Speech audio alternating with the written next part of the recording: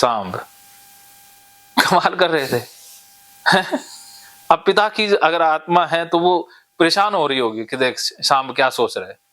अब वो आशीर्वाद देंगे तब कि अरे डिफाल्टर हुआ पिताजी इलाज के लिए, तो वो डिफाल्टर थोड़ी ना था, वो तो आपने एक सौगात दी, अपने पिता की सेवा की है। सर वो जब डिफाल्टर हुआ मैं, तो बैंक वाले ने कॉल करा कि बैंक में आके मिल लो और ऐसे से तुम्हारा वो खाता डिफाल्टर हो गया है। तो उसने कहा कि तुम्हारे मम्मी और पापा के नाम पे जमीन थी, तहसीलदार तुम्हारी मम्मी को उठा के ले जाएंगे, ये है वो है। ऐसे माँ की ऐसी की तैसी उसकी कोई ऐसे उठा के ले जाए, वो कॉल रिकॉर्ड कर लेते, वो सोशल मीडिया पर वायरल किया करो सालों की। सर मैं उस चीज से डर गया, वो ऐसे ही डर गए तो कोई नहीं उठा के ले जाएगा, आंख उठाकर। मैं कहता हूँ वो कॉल रिकॉर्ड कर लेते ना तो उसकी बहन जरूर उठ जाती, उसकी नौकरी जरूर चली जाती। वो आप सबूत के तौर पर रखा करो, अगर कोई कहे ना तहसीलदार ये वो, आप कॉल रिकॉर्ड कर लिया करो और सोशल मीडिया पर डाला करो उसकी ऐसी की तैसी, कल ही वो सस्पेंड ना हो जाए तो वो मानसिक हरासमेंट का केस बनता उसके ऊपर। असल में चक्कर क्या है सर, हम कभी बैंक में तो गए नहीं, हमारे बस ऐसे ही डर रहे थे। बैंक में क्या कोई गुंडा थोड़ी है बैंक, अपन ने जरूरत के लिए पैसा लिया था, अगर पैसा नहीं बन पा रहा है तो वो कोई अपने जबरदस्ती थोड़ी ना करेंगे। बैंक वाले कोई गुंडे थोड़ी ना है। जो जिस फोन किया था वो गुंडे ही थे, गुंडे ने फोन किया था। और आप वो कॉल रिकॉर्ड करके, इस बार आप ना रिकॉर्डिंग करना, कोई भी है मुझे भेजना, मैं कर दूंगा सोशल मीडिया पर वायरल, ठीक है जी। क्या करना आपने, अपना नाम भी नहीं, मुझे भेज देना। नहीं उन्होंने ये कहा था कि जैसे तुम्हारा खाता डिफाल्टर हो गया, अगर इसे तुमने जमा ना करा तो तहसीलदार तुम्हारे घर आएगा, तुम्हारे पिताजी है नहीं, तुम्हारी माता जी को लेकर जाएगा, तुम्हें अच्छा लगेगा क्या, इस तरह की बात। वो ऐसे ही ना आपको पैसा ऐंठने के लिए कर रहा था, आप रिकॉर्डिंग करना ऐसी जी। ऐसी की तैसी, ऐसे लोगों की माँ को उठा के ले जाएगा। क्यों माँ फालतू है क्या जो वो लेके जाएंगे? तहसीलदार को क्या यही काम बचा है माँ बेटियों को उठाने का ही? नहीं जो बड़े खाते होते हैं सर ले जाते हैं। कोई नहीं लेके जाता, आज तक नहीं लेके गया, हाथ पे नहीं लगा सकता है। विजय माल्या देश छोड़ के भाग गया, बिगाड़ दिया, उखाड़ दिया कुछ। ऐसे जो एक सुब्रतो रॉय चौधरी था और बहुत सारे बैंक फ्रॉड करते हैं, उनके माँ बहन को तो उठाया नहीं किसी ने। हमने 2-4 लाख रुपए, हमने कोई फ्रॉड थोड़ी ना किया है, स्कैम थोड़ी ना किया है, हमें क्यों उठा लेंगे भाई? वो ऐसे बेफालतू का कोई घटिया बंदा था जिसने फोन किया, हो सकता है कि तहसीलदार से था उसने बैंक में, मैनेजर ने ही बैंक में बुलाया था। हाँ तो ऐसे लोगों को, जो घटिया मैनेजर होते हैं ना, भाड़े के टट्टुओं को बुलाते हैं फोन करवाने के लिए। तहसीलदार का उसमें कोई योगदान भी नहीं होता, तहसीलदार को कोई पता ही नहीं होता। अगर आप तहसीलदार से मिलते, वो कॉल रिकॉर्डिंग दिखाते ना तहसीलदार को, तो तहसीलदार उनकी माँ बहने कर देता, वो बैंक मैनेजर सस्पेंड हुआ मिलता आपको। आपने गलती कर दी कि वो कॉल रिकॉर्डिंग तहसीलदार के पास नहीं लेके गए। क्या समझे?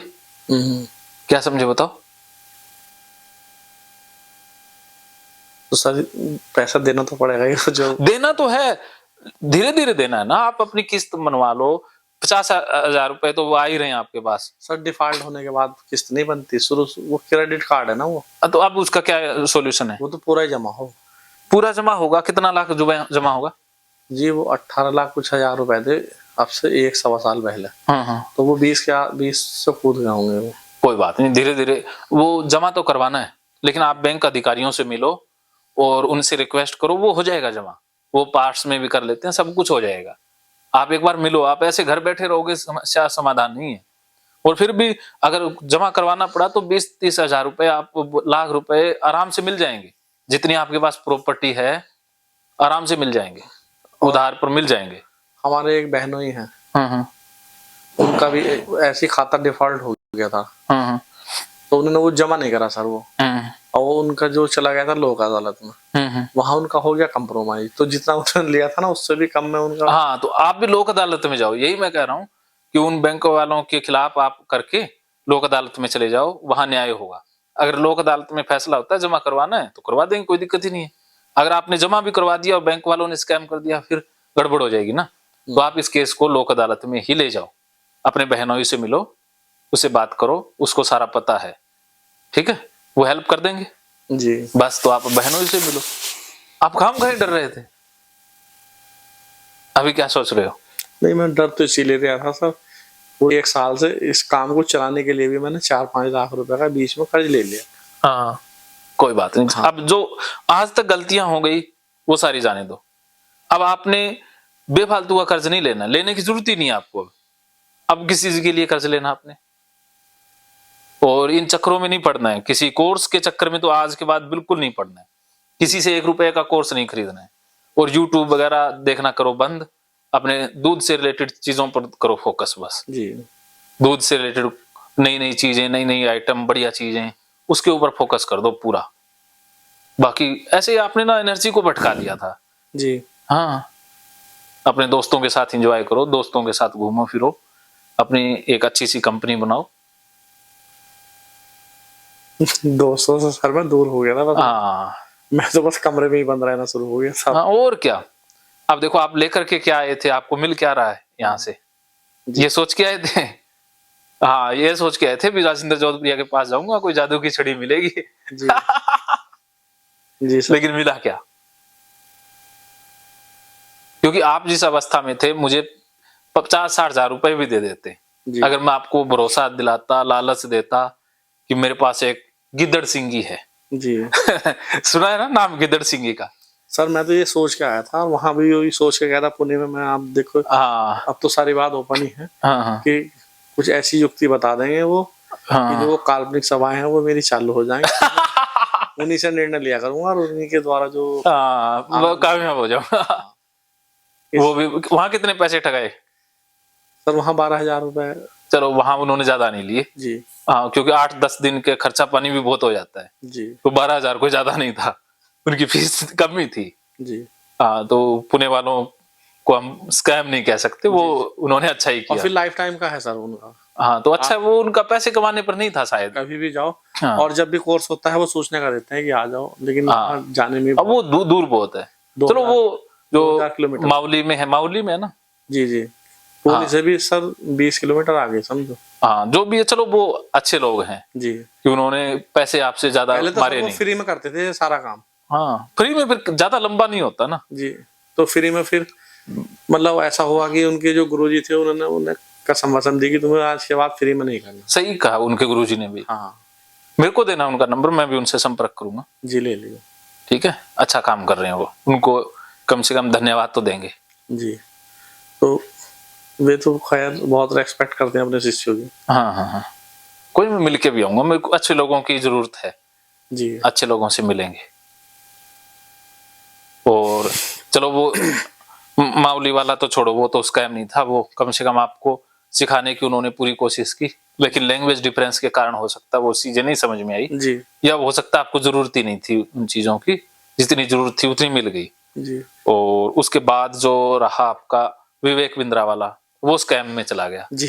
इसके बाद तो कोई और कोर्स वगैरह नहीं खरीदे ना सर और कुछ नहीं खरीदा। तो मेरे वाला भी कोर्स आपको सोचा तो कुछ ही था, गिद्दड़ सिंगी का, कि जोधपुरिया के पास जाएंगे, कोई जड़ी बूटी गिद्दड़ सिंगी देंगे जी। और मेरा कर्ज भी सारा चला जाएगा और मैं बच्चों को हिप्नोटाइज कर दूंगा। सर मैं जब से 1 महीने से कोर्स लिया था मैंने आपका, हाँ। तो वो हिप्नोसिस वाला वीडियो में डेली सुन रहा था।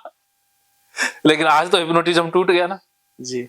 इसलिए तो मैंने लिख के भेजा था, मैंने सर मैं डेली सुन रहा हूँ आपकी वीडियो, लेकिन मैं हिप्नोटाइज ही नहीं हो रहा उस दिन से। हाँ, नहीं हो गई। मैं सच बताऊं कि मैं आपके बारे, आपसे बात हुई थी मेरी। जी। हाँ, तो मैंने इतना कहा था, वो आपको मैंने फोन पे भी कहा था ना, वो आप कहते कितने पैसे में सिखाओगे, मैंने मना कर दिया था कि मैं ऐसे नहीं, सीखना चाहते हो तो ये वो करके मैंने टाल दिया था।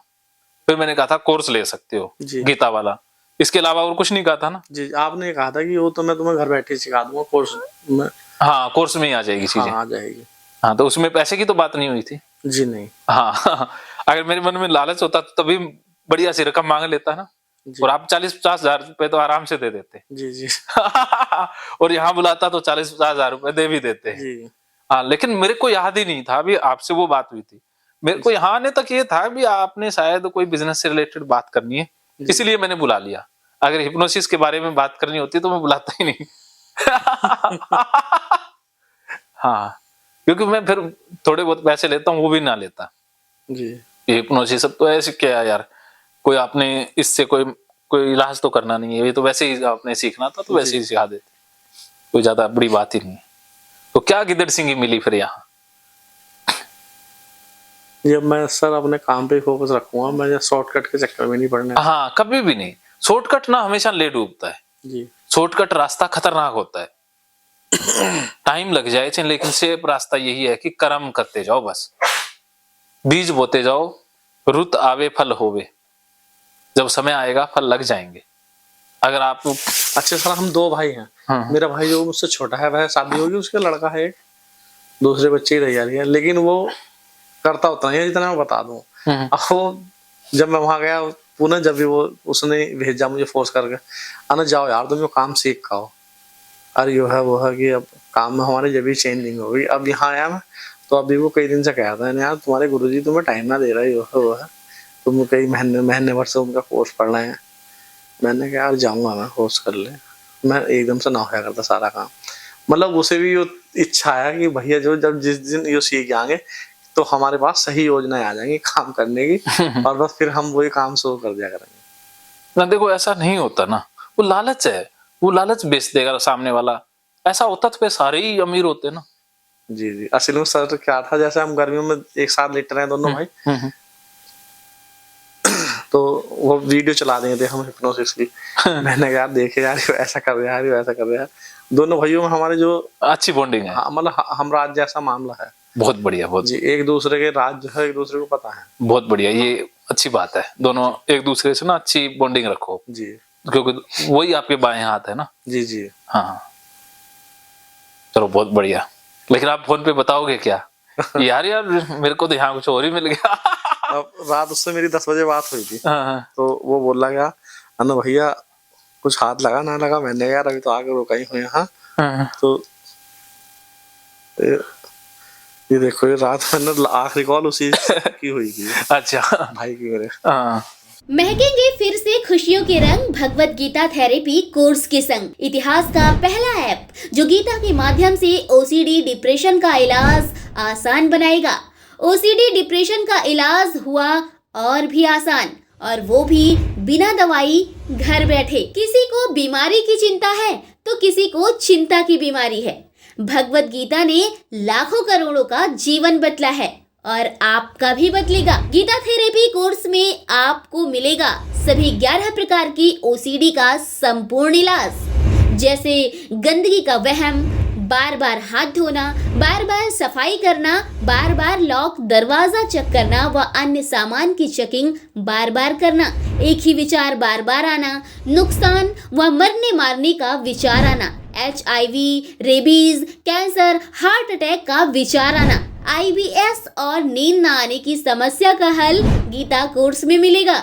आत्महत्या वाले विचारों से मुक्ति भी गीता थेरेपी कोर्स से मिलेगी। राजेंद्र जोधपुरिया ऐप पर आपको ओसीडी से संबंधित राजेंद्र जोधपुरिया की किताब भगवत गीता के मनोवैज्ञानिक रहस्य और अन्य टिप्स पढ़ने को भी मिलेंगे। गीता है महान थेरेपी। गीता में CBT, हिप्नोथेरेपी, माइंडफुलनेस, ERP व अन्य बहुत सी साइकोथेरेपीज का समावेश मिलेगा। राजेंद्र जोधपुरिया ऐप एक, फायदे अनेक। आज ही प्ले स्टोर से डाउनलोड करें, लिंक डिस्क्रिप्शन में है। तो देर क्यों, अभी जाइए डिस्क्रिप्शन में और लिंक पर क्लिक करके प्ले स्टोर से अभी डाउनलोड कीजिए राजेंद्र जोधपुरिया ऐप और पाइए अपनी सभी समस्याओं का हल। मानो तो मौज है, वरना समस्या तो हर रोज है।